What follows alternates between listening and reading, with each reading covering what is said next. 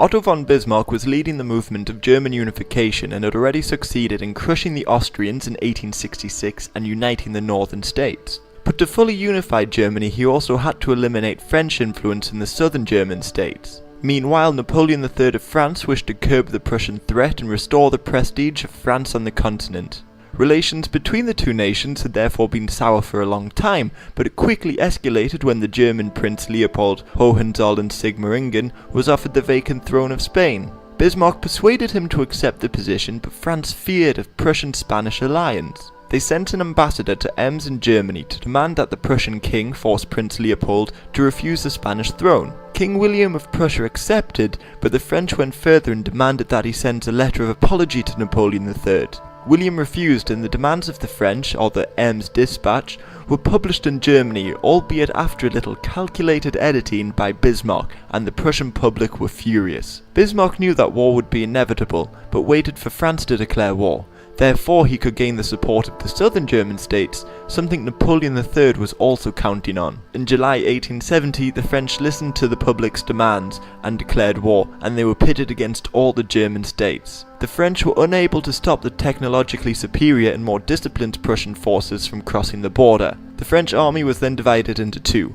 One half retreated to Chalon, while the other was forced to hold their position in Metz. By August, the Prussians had made their way to Metz and lay siege to the city. The French did try to relieve the city, but the relieving army was quickly defeated, and they retreated to the town of Sedan. On the 1st of September, the two forces met in the decisive battle of the war in Sedan. Napoleon III and Bismarck were both watching on as the Prussians destroyed the French again in battle. Napoleon and over 80,000 French troops surrendered to the Prussians. When the news reached Paris, rebellion spread across the city and a republic was declared. Within a month, the Prussians had made it to Paris and lay siege to the city.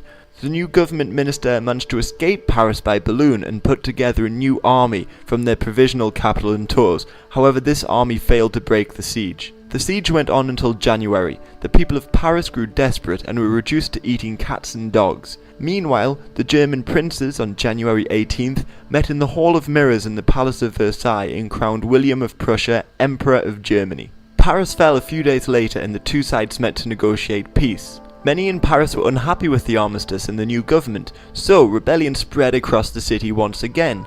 The rebels seized power in Paris and the Paris Commune, a revolutionary socialist government, took power.